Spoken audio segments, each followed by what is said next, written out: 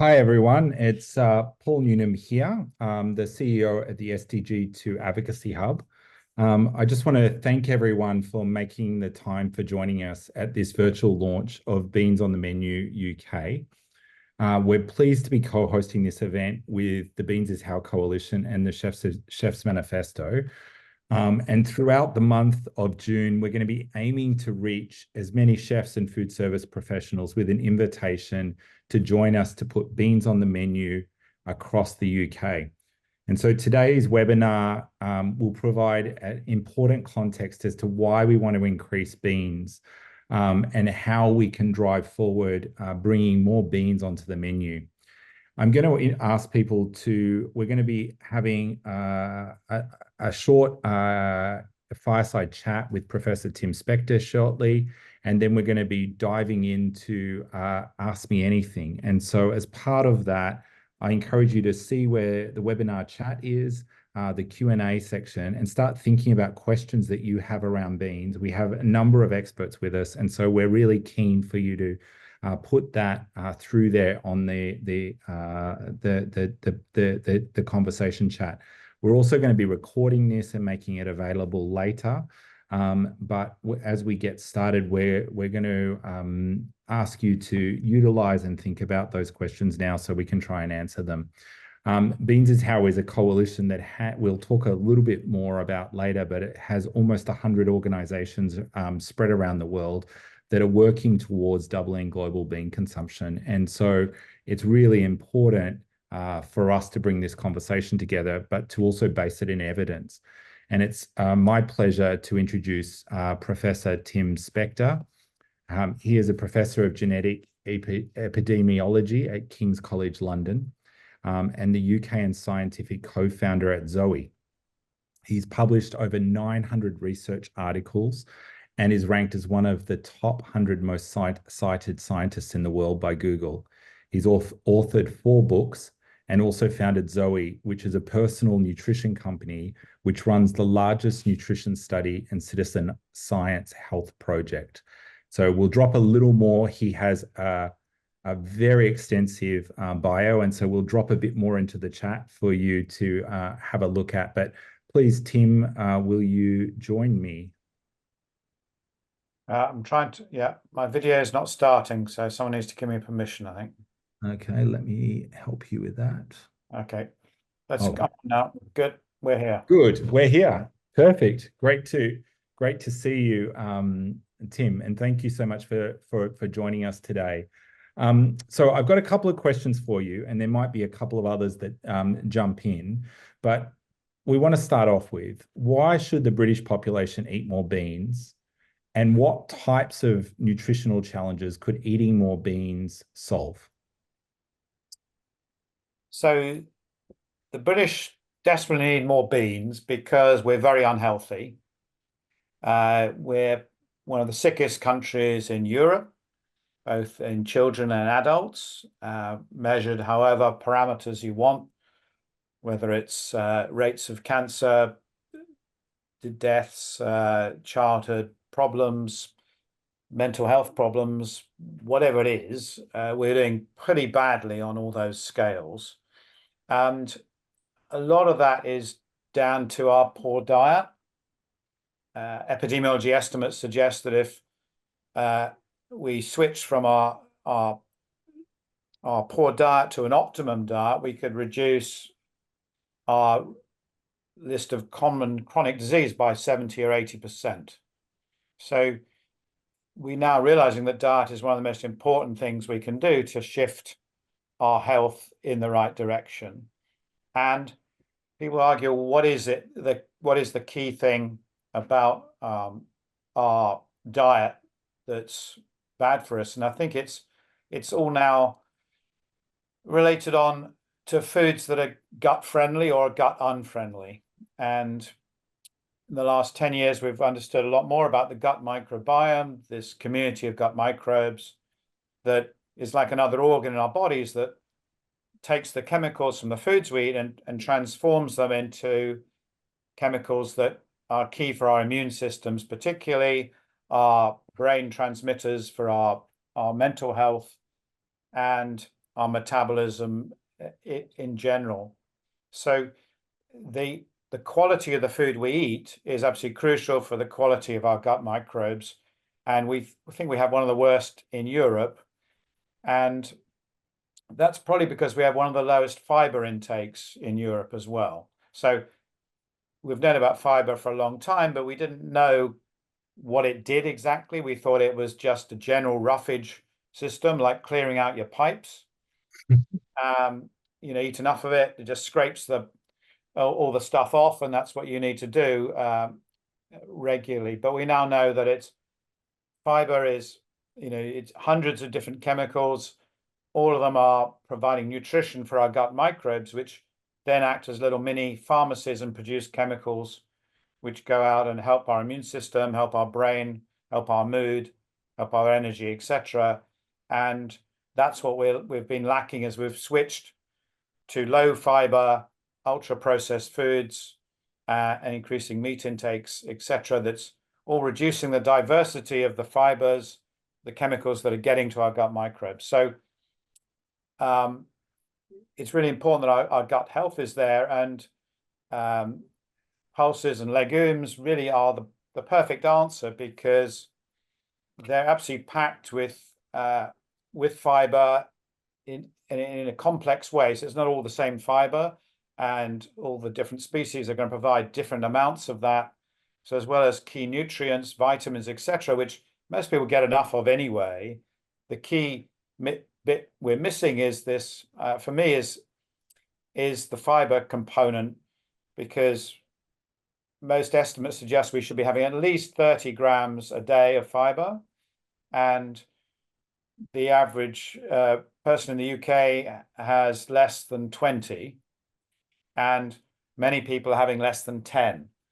And when you think that half a can of beans or one serve of beans will give you 7 to 8 grams of fiber, I think that's the simplest way to think about it, that in one serving, you're actually increasing by 50% what the average UK person is taking in terms of their fiber content.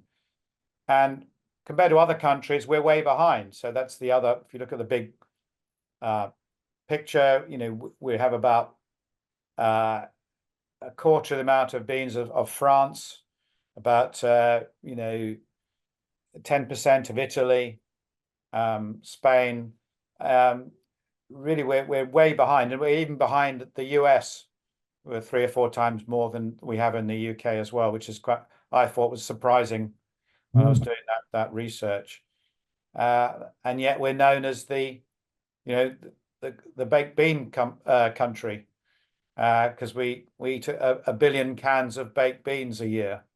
But unfortunately, however good those baked beans might be, they don't go far enough, and they're not diverse enough. So,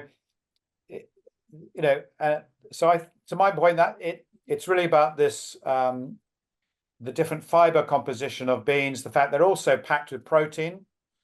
Although most people, unless they are vegan, are getting enough protein as it is. So I think they're the real reasons that it's a perfect food. We should be eating more of it. Also includes, peas, chickpeas. Some people include even peanuts in that discussion. But we need to eat more of them. People need to be encouraged to eat meals with them more. And so far we have a very poor history of doing it, perhaps because of the baked bean that's been sitting there as the only way to eat beans in the UK, compared to many other cultures that have it really at the heart of many of their cuisines and dishes. Yeah.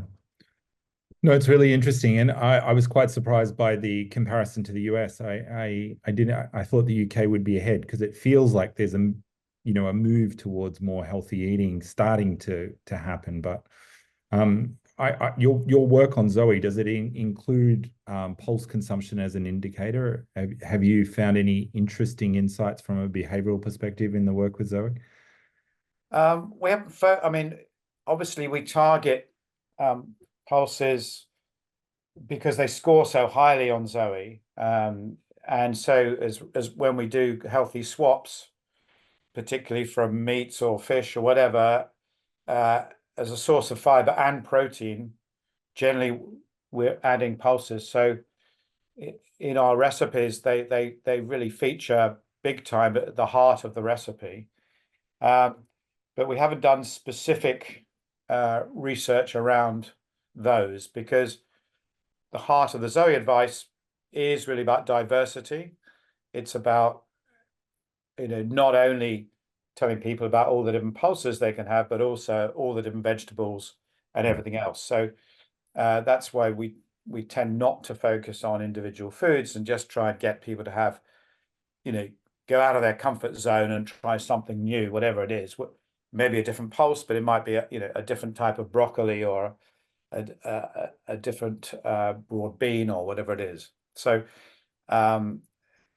we haven't specifically done that, but we are following very much the fiber intakes, and people can now track their fiber intakes. And so, if you are trying to track it on the day and you just got a portion of your beans, then wow, that's an extra 7 grams. And so we're incentivizing people in those ways to make these healthy swaps, so they can hit that 30-gram a day target easily, and do that for themselves, and hopefully their kids as well. So what would you say, what would your advice be for anyone looking to incorporate more beans in their diet? Is how would you go about encouraging them? What are some tips or approaches that you've found? Well, I think it's showing people how easy it is to swap them around. People often see them as, only a bit on the side, and you can't mix it in with anything. So the use of the blender is quite an interesting one as well. So putting the beans in a blender, so you put butter beans in, and you add that to a bit of tofu, or to potatoes, and you've got a nice mix that people don't even, people who might be put off the sort of skin of the bean or whatever it is, you can get around that texture problem very easily. And I think introducing it slowly to people who say, well, I don't like beans, they make me fart, I can't deal with it, I feel bloated. You've got to find ways of slowly introducing them into people's diets. And I think adding them to other things, as we've said, slowly and by mixing them in, it is one good way to do it. We've just been designing some new recipes, and so instead of a bechamel sauce, for example, we use a white bean and tofu blend instead of that bechamel, and that's a way, in say a classic lasagna, of getting a whole layer of beans in there without even people noticing, which I think is really cool. Using beans often instead of the pasta is another way, or you combine a pasta and a bean dish, and you gradually increase the proportion of beans, and you reduce the proportion of the pasta, which generally is much lower fiber than the bean equivalent. So I think that, doing that, as well as, people in the UK are quite interesting, have more hummus than in any other country. I think someone told me that, everyone's got a bit of hummus in their fridge. So they are used to the concept of beans when they're sort of mashed up. Yeah. And so that's quite an easy one to just start doing, using the blender for beans as another way to get them into dishes.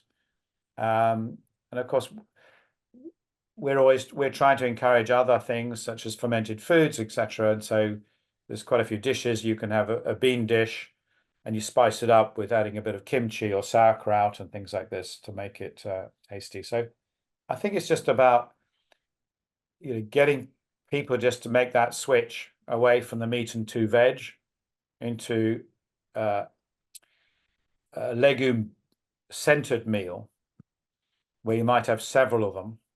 Yeah. And wherever possible, adding a can of mixed beans into a soup or a casserole and things like that seems to be, that's fairly easy to get people to do.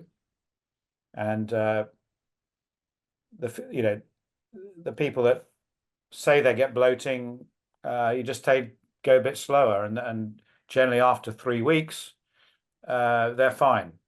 Yeah. They might complain for the first week. They just say persevere.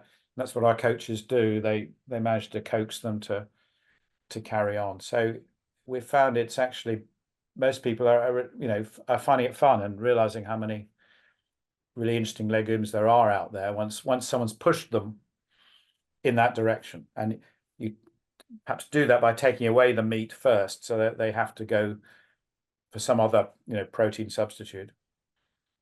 Yeah, no, I really appreciate this, Tim, and as part of what we're working on with this beans on the menu is it's about stretching people's imagination, and I think that's what you're talking about, is being more imaginative with your food, and it's seeing the role chefs can play in helping to also shift our thinking about what is a dish and how is a dish constructed, and that can be through changing the form of the beans and including them into the sauces and the products in different ways, or the dishes, but it can also be by featuring them in different ways. But yeah, the conversation on fiber is also, absolutely critical. Yeah, and I think moving away from the idea that things like white rice are healthy. Yeah.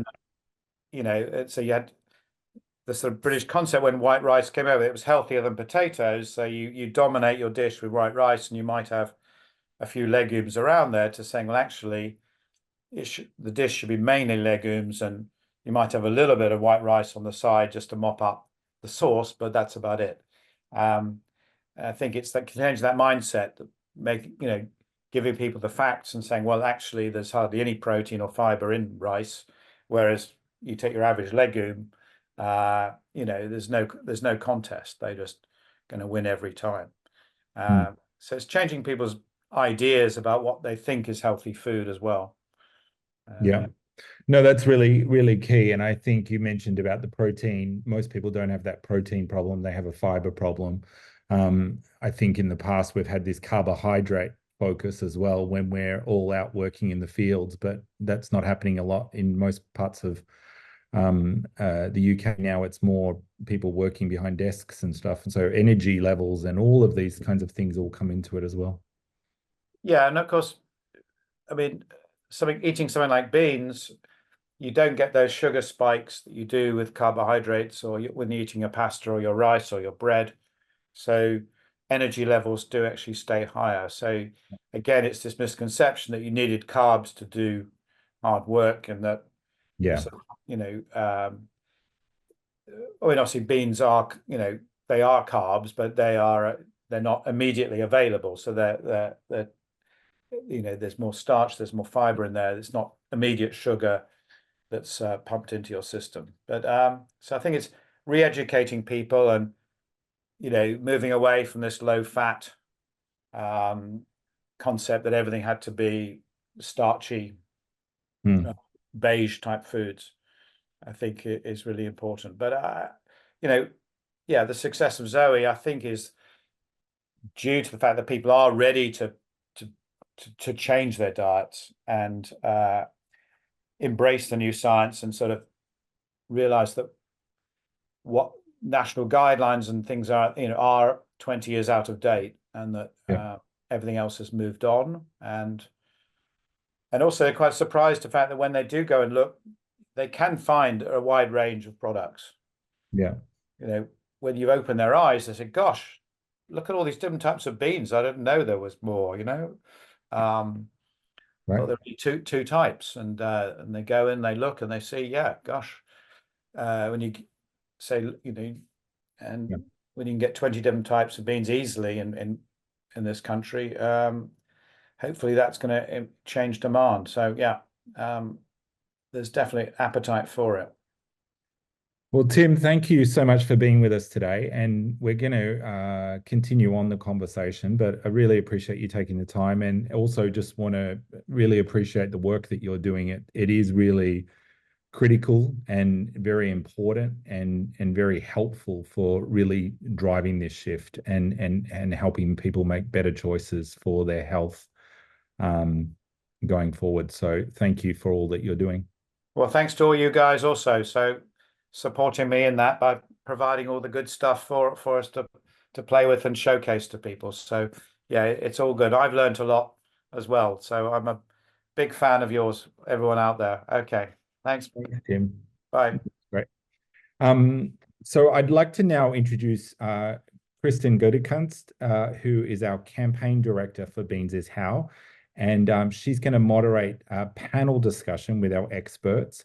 I'll encourage you to continue to put in questions. Thanks, Vince, for putting them in. We will have a look and see if we can get them answered. I just missed that one for Tim, so my apologies, but we'll continue to see if we can get that answered for you. So over to you, Krista.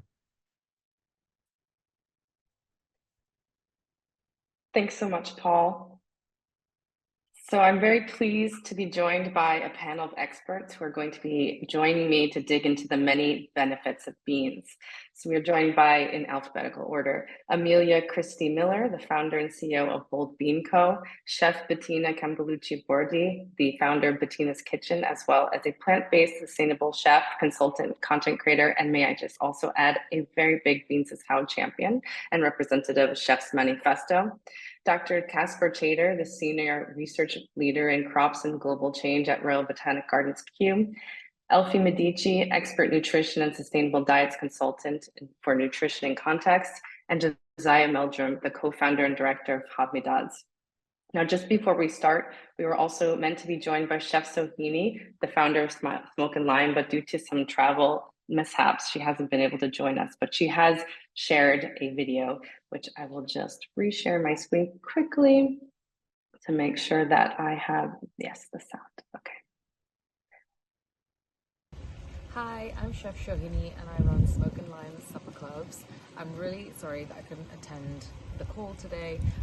I really was looking forward to it, but due to some unforeseen circumstances, I am stuck in Milan. It's not the worst place to be stuck in, of course, but I did want to partake a little bit and just say how important it is for us chefs to put beans on the menu and how much I love eating beans and putting them on the menu myself. One of the things I'm absolutely obsessed with doing with beans is turning it into a bharta. So bharta is a Bengali specific dish, which means a mishmash. And often we do this with lots of ingredients in Bengal, but beans is a pretty key one. And you can do this with different beans to get a different flavor out of every single bharta. All you have to do is mash the beans with your hands with some green chilies, some onions, and some mustard oil and some salt. It is so delicious. It works with rice, it works with anything that you want to eat it with. And that's one of my favorite ways of featuring beans on the menu because people are always surprised by the flavor of each individual bean.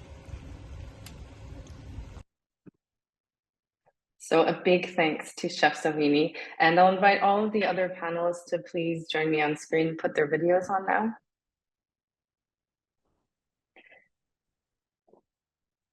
Thanks, everybody. And thank you to all of you who have joined us. Please be sure to continue to put some questions into the chat, and we will aim to incorporate those into the conversation.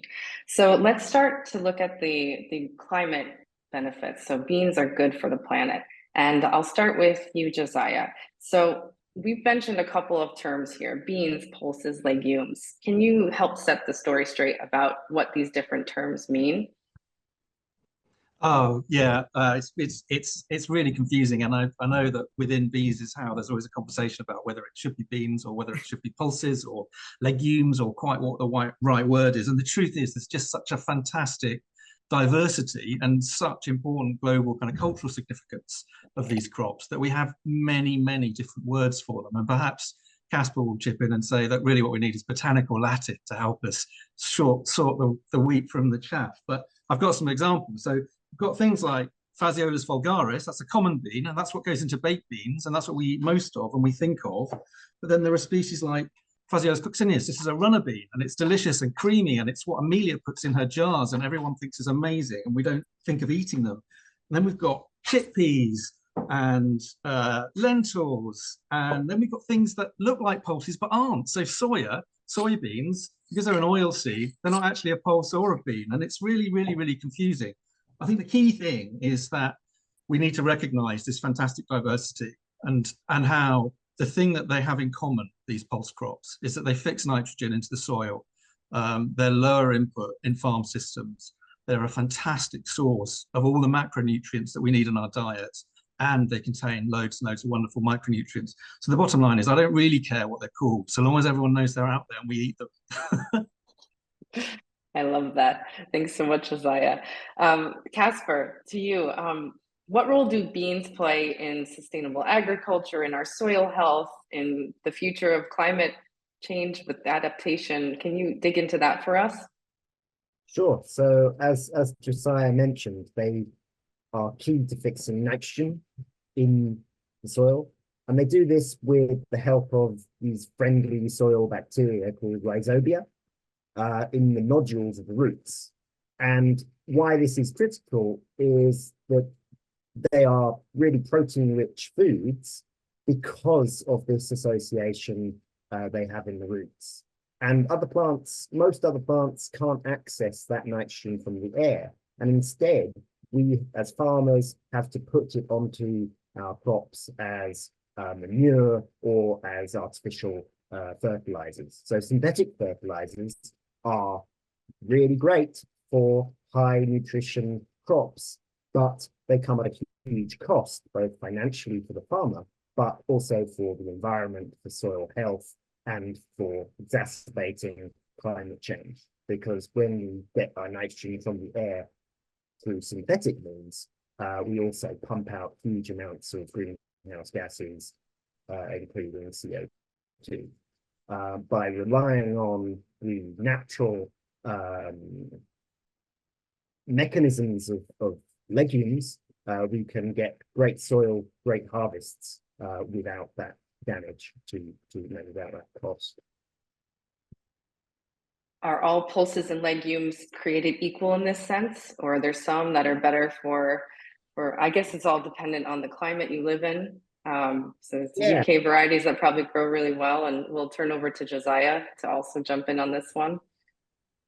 So part of my work is looking at, what the effect of climate change has on this process. And obviously, if you've got very little water as a plant, the first thing you're going to do is cut off that symbiosis. But the key is most legumes do this great job and are great for soil health. And so what varieties are grown in the UK? I mean, I'd agree with that broadly, but I think there are varieties that can do much better, or species that do much better in our climate particularly, and perhaps that do better at fixing nitrogen globally, actually. And one of those would be peas and sativum, which is, we think of garden peas, but they're also fantastic to eat as a dry pulse crop. And fava beans, or field beans as they're often called, or broad beans if we eat them green. And those two species fix almost all the nitrogen they need. They take a little bit that's in the soil already, and then they fix the rest. Whereas the New World varieties, what we in a rather Eurocentric way call the New World varieties, they tend to need extra nitrogen one way or another. And that's not huge compared to, say, a wheat crop that needs 280 kilograms of nitrogen added to the soil in order to produce a decent yield. A pulse crop might need 40 kilos, so it's a lot less, but it does still require some nitrogen. So it's not completely filling that gap. But they're all doing amazing things. And as Caspar said, what's amazing is that they're taking energy from the sun, turning it into sugars, pumping it into the soil, luring in these bacteria and giving them nodules to live in that are perfect conditions that allow them to then fix nitrogen from the atmosphere. But they are also feeding other soil-borne biota, usually bacteria, that are also fixing nitrogen. So other plants that are growing next to the pulses are benefiting from that extra nitrogen that's being fixed into the soil. And it's just amazing. It's really fantastic. So for the at-home gardener, what companion plants grow well next to beans and pulses? Where should they start in their own home garden?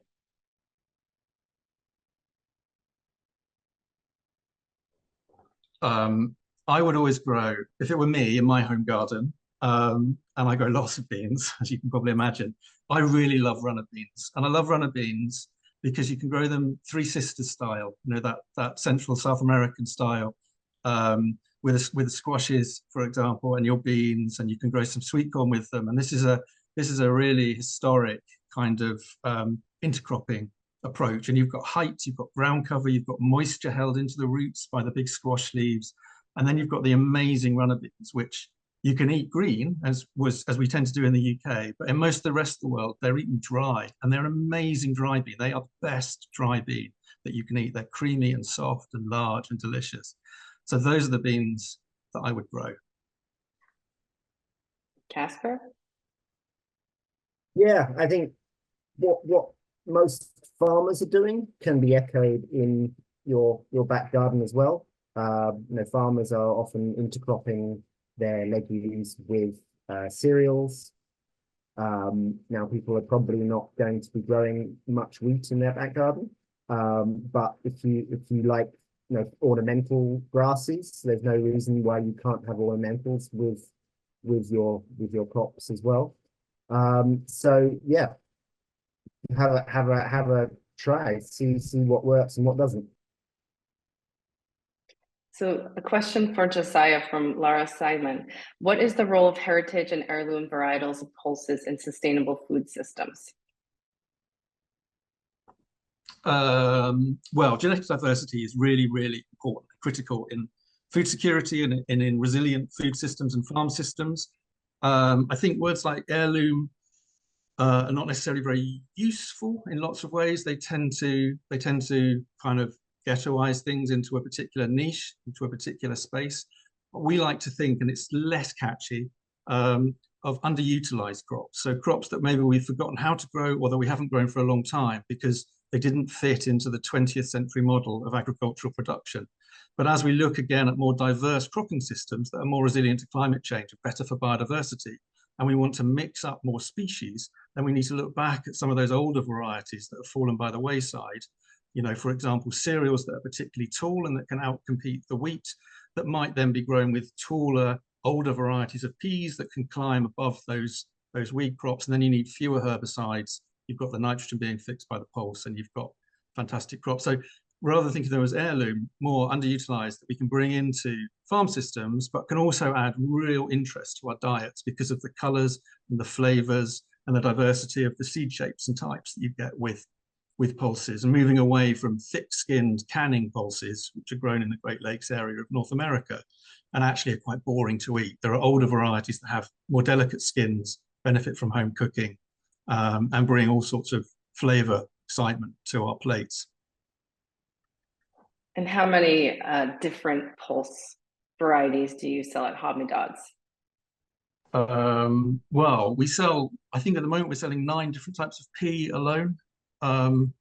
So yeah, and they're all grown in the UK. And I think what's really interesting with a crop like a pea, but also like a bean, is that in our minds they're very much commodities. They're interchangeable, they're generic, they all taste the same. And when you start tasting them side by side, when you have 8 or 9 different types of pea, sometimes grown on different farms, sometimes in different years, you realize that there really is and it sounds really pretentious, there's a terroir of peas, and you can taste the difference, and you can tell the difference between, say, a marrow fat pea and a carlin pea, or, and that's really exciting. We encourage people to engage their senses, and through taste and through our senses, we can connect with the ecosystem in a really fundamental way, because we are part of it, we're not othered from it. I love that. And I'd love to bring in Amelia to this part of the conversation, because I know that Hodmedod's and Bold Bean Co. have done a great collaboration with one of the varieties, the Carlin pea. So can you tell us a bit about that? Yes, it's very exciting. And we actually had Grace Dent mention it in The Guardian over the weekend, which is, very, very cool, because she is so cool.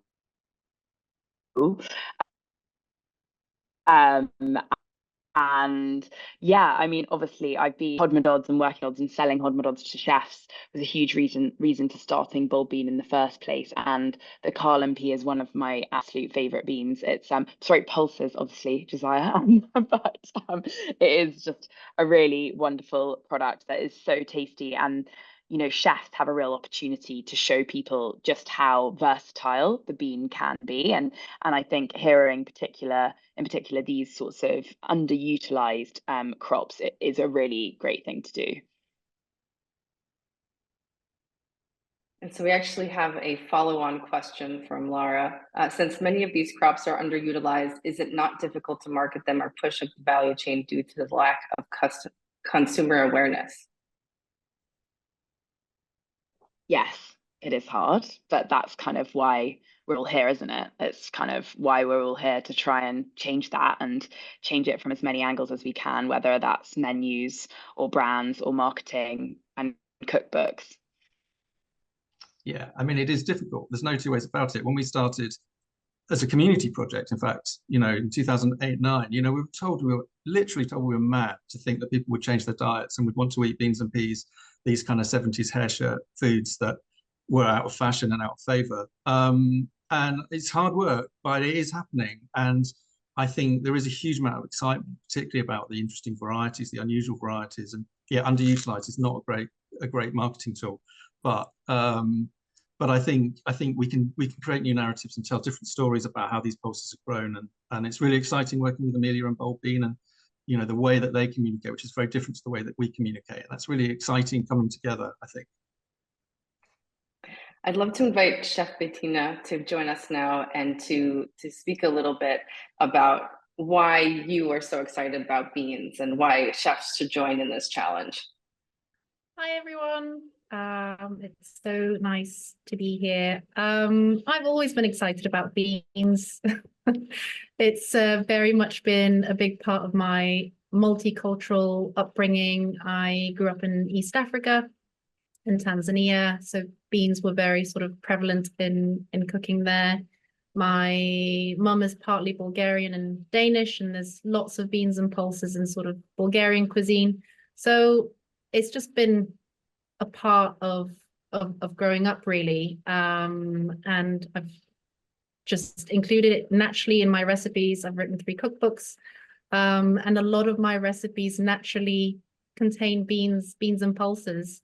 And ever since becoming involved with Beans is How, my mission has been to spread the love of beans and to teach people how to use and include them in recipes that are not just down to hummuses and sort of recipes that are quite I wouldn't say boring, but the shapes and sizes that we sort of usually consume beans. So I tend to use them in baking, in breads, in spreads. They're also fantastic to decrease animal-based recipes. So adding beans and pulses into classic dishes like lasagnas and sausages and meatballs and things like that. So I'm one of the chef partners at Baxter Stories, and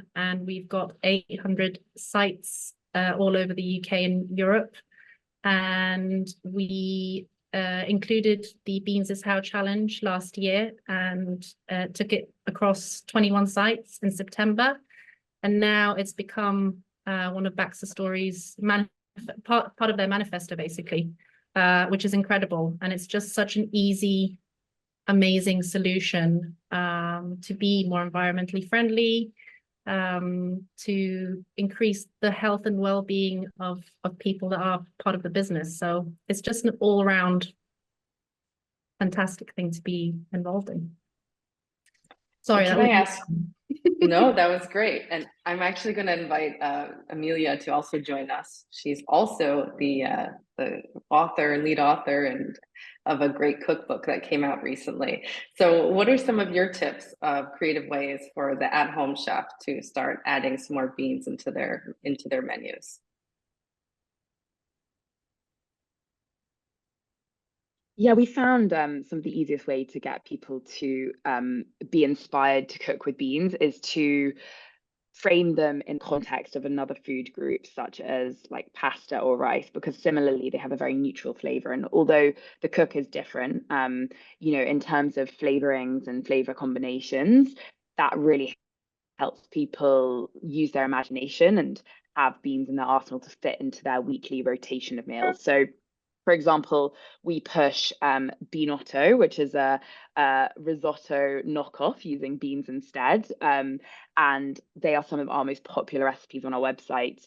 And then actually Tim mentioned it earlier, alternatives to pasta. So, you know, doing a classic pasta sauce that you love, alla norma, whatever it is, and using beans. And the only thing that we kind of draw attention to is you might want to add a bit more texture to it, because depending on how the cook of the beans, they might be too soft, or whereas pasta you want al dente, so you might want to add something crunchy on top. But other than that, it's just a winner. Just add to your favorite pasta sauce. They're super easy.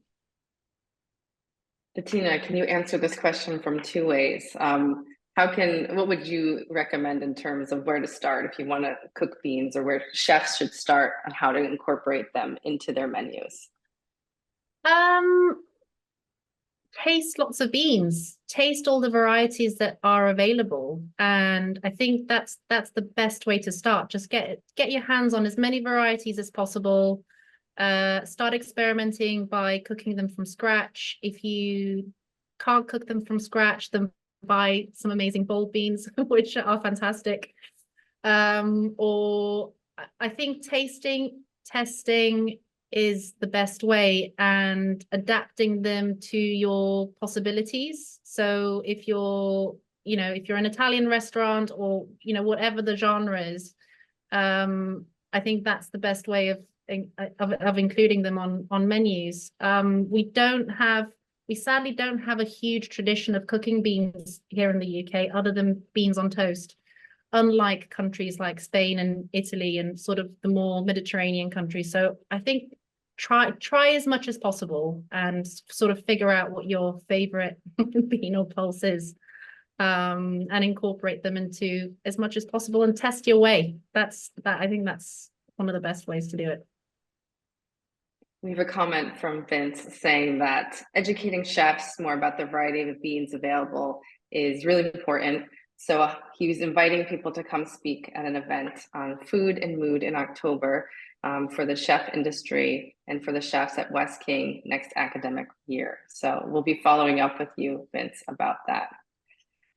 Just a note on the educating chefs. So one of the things that we've done at Baxter Stories is I think there's 6 or 8 basic recipes of using beans and pulses in different variations. As I mentioned, one is in a non-meatball recipe, one is as you would have a hummus, one is in sort of a stew form, one is in baking. So what we've done as a business is that chefs have those recipes as examples, to try different varieties out. And then the challenges, which is part of the bean challenge, is to use their own creativity to incorporate beans into menus or dishes. So I guess having access to blogs and recipes is a great starting point. Thank you. And now I'd love to invite Elphee to join us in the conversation. So we've already had some great nutritional context from Tim, but I think in terms of the low intake in the UK, where would you suggest that we start in order to encourage more people to eat beans? What is the message that we need to get out there? I think, unfortunately, taste always leads rather than nutrition or health messages. So I think what you're doing with the chefs is amazing, because you need to get them excited and convince them that they taste delicious. So even though people are really well educated on what's good for their health, we know they don't do it. Less than 1% of the population follows the current recommended intakes in the UK. So it's really trying to inspire them to use it, and the fact they'll taste good. And especially when you're thinking about the lower income groups. So there was a new report that came out, end of last year, from the Food Foundation, that 1 in 6 households are actually at risk of food insecurity. So they're both looking at the price, but also they don't want to waste anything that the kids might not like. So I think the recipes that are affordable are really, really important, and really tasty ones as well. And encouraging traditional cuisines, like a lot of the Asian cuisines, and also a lot of the Southern Mediterranean cuisines. Traditional cooking used to include a lot of beans. So trying to reinvent them and bring them back as well. I think it's really important to help them. And also, when you look at the food environment we're in, supermarkets need to give bigger shelves. If supermarkets where most people do their shopping, or actually to expand the shelves of beans and possibly reduce the shelves of meat, don't know how likely that's going to be, that would really help the shopper, just make them more visible. We know they're much cheaper than any sort of meat protein that they can purchase. And they do pack a punch with protein, so there's no problem there. So remind us about the health benefits from a long-term basis. You know, if you are following the recommended daily guidelines and you're starting to add more beans to your diet, what are the benefits from a health perspective, and as you mentioned, a cost perspective for a family? Yeah, a lot of it's to do with the fact that Tim mentioned the fiber. It's got so many different types of fiber. It's not just one type of fiber. And that's really critical for a lot of the big diseases we have that cost the nations and also the population a lot of sort of morbidity and ill health. And so the type of fibers that are found in beans can actually help the gut microflora, which is brilliant. Also, they combine to cholesterol. So it lowers the levels of bad cholesterol in the blood, which in itself will help reduce the risk of heart disease. And that is the #1 killer globally. Over a third of all deaths are due to heart disease.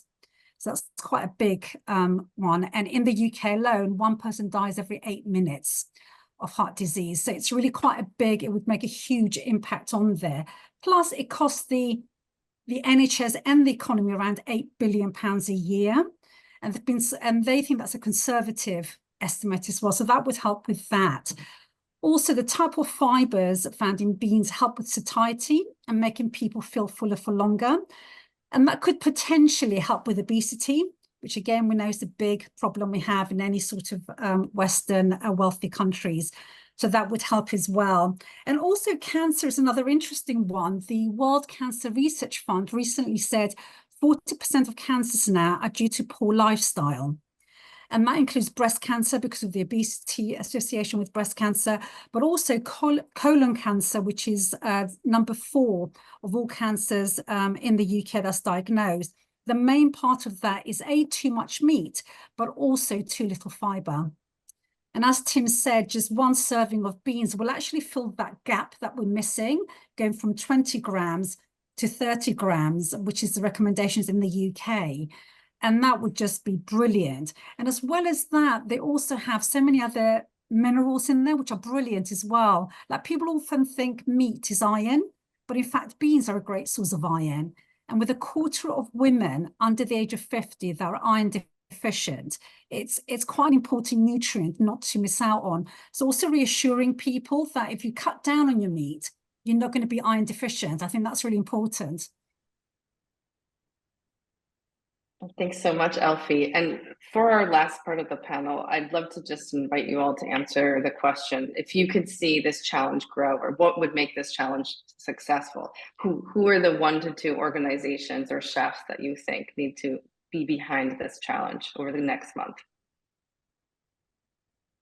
If we can get some fast food people incorporating beans, that would be great, I think.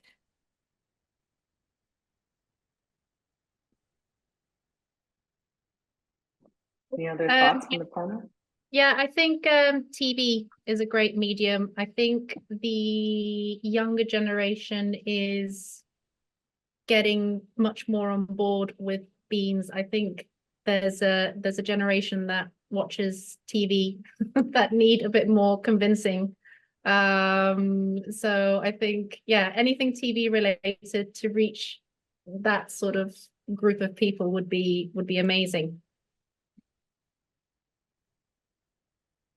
I also think that it should be shown how easy, because they can be a snack. Yeah.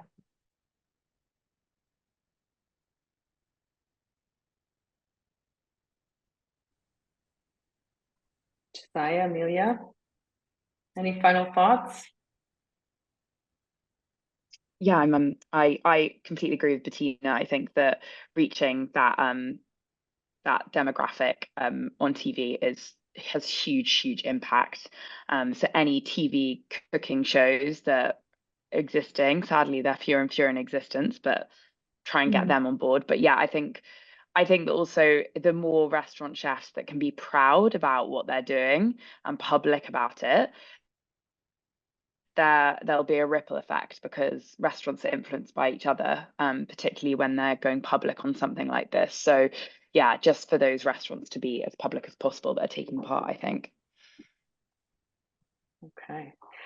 Any other final last comments from I'd agree that the restaurants are really important in shaping diets and habits, and they have a big influence beyond their customer base, particularly influential ones, like Botanic. Those sorts of chefs have a huge reach. But TV, I think I totally agree with Amelia and Bettina. We tend to think everything happens on social media, and obviously a lot does happen on social media. TV has a massive potential still to reach a huge audience. And if we could get some of those more significant TV chefs, those that still have TV programs, just talking about beans, it'd be amazing. These are all amazing ideas, and we will definitely aim to work together with you and the whole coalition and Chef's Manifesto to reach more people with this message about getting beans on the menu. So thank you so much for joining us now. I'll just do a very quick summary, and if you still have questions, please continue to drop them in. We'll be on for just a few more minutes, but I'll do just a few slides to essentially share how you can join Beans on the Menu and just about what Beans is How is. So Beans is How, as you know, we are a campaign to fix the future by doubling global bean consumption by 2028. And we've also touched a bit on the fact that, sorry, I'll get to that in a second. So why beans? Beans are grounded in the reality that we are living in a time with multiple intersecting challenges. There's a hunger and malnutrition crisis, a crisis with affordability and food security, a climate and loss of biodiversity crisis. And how can we enjoy meals that don't cost the earth? Or how can we tackle climate change from the dinner table? Well, Beans is How. The campaign is intentionally positioned as an answer to these questions. We've already mentioned they're a simple, affordable solution to our global health, climate, and cost of living challenges. They're nutritious. You've heard this multiple times, but consuming 120 grams or half a can of a large can of cooked beans will provide almost half of the 30 grams of your daily fiber recommended by the UK government. They're rich in protein, dietary fiber, micronutrients like iron, potassium, and B vitamins. They also have little cholesterol and are low in fat. They're great for the planet. They're climate smart. They have a long shelf life, which helps to prevent food waste, making them a great healthy pantry staple. And they've been part of many global cuisines for millennia. So they can be, you can think of many different pulse varieties. We've heard our panels talk about how great peas are, lentils, chickpeas, kidney beans, cannelloni beans. There's many. I know that there's 38,000 ascensions, which is an incredible amount of different genetic varieties. So as a coalition, Beans is How values inclusivity. We are convening and connecting stakeholders from all backgrounds to catalyze action towards this mutual mission. We lead with beans, but we are inclusive of all the other pulse groups. Over the next 5 years, we are championing the value of beans globally, making them visible and accessible, exciting, desirable, and promoting their value as a climate smart food that can help fix our future.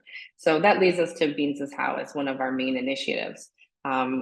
We are inviting restaurants, cafes, schools, street vendors, any other food service provider to join us in this mission. We are really excited to work with Chef's Manifesto and many other partners to highlight the unique role that chefs can play as trusted voices and food systems transformation champions to help us put beans on the menu and make them visible, desirable, and trendy. We are also excited to profile chefs as champions and culinary artists, to share recipes, cooking tips, and invite chefs to join us at events and activations to share their ethos and rationale and strategies for increasing pulses and menus. So we're very, very grateful to all the eateries who have already joined us. And this is just a sample of some of them because we launched on Saturday and we have many more who are even applying as we speak. We're getting the messages. So in case you don't see your name here, please do just follow up. It may just have not made it onto the slide or onto the website yet, but we want to make sure everybody is counted here. And a big thanks to all those who have joined us so far. If you are interested to join, you can visit beansonthemenu.com. There is a simple form you can fill out, select or create a bean dish, share it on social media, promote your participation, share recipes. We have recipes on our website. If you want to make those available, then please get in touch with us. Share videos of food preparation to kind of bust some of the challenges that people have in terms of how to learn how to cook beans. Promote the key messages about why we need to eat beans in your communications and help spread the word. Be a champion voice, invite your friends to join, visit participating eateries, or visit local establishments who may not know about the challenge and ask them to put beans on the menu. So we have a number of available resources where you can find more information to help your participation as a chef or to help advocate for beans on the menu. So you can visit www.beansonthemenu.com to find it. And a big thank you to all of our Beans is How Coalition, the Chef's Manifesto, and all of the different partners who are helping us to increase demand for beans, as well as to create an enabling environment to help get more beans consumed across the UK and beyond. So thank you very much for your time today. Let's see if there's any more questions. I think we'll save this one for later, but we'll get back to the anonymous attendee. But thank you everyone for joining us today, especially to our panelists. Paul, I'll turn it over to you for any final remarks. Thank you, Kristen, and thank you to all our panelists. It's been an amazing conversation and just reminds me of the power of the mighty bean, or the pea, or the lentil, and how diversifying our diets is absolutely critical. And so thank you for all the tips and suggestions on how we can find new ways to get beans into people's diets. And we're looking forward to seeing across the UK in June more dishes on restaurant menus, in food service, in people's feeds, sharing about beans on the menu. So thank you, Kristen, for moderating, and thank you to each of our speakers for joining. Thanks very much.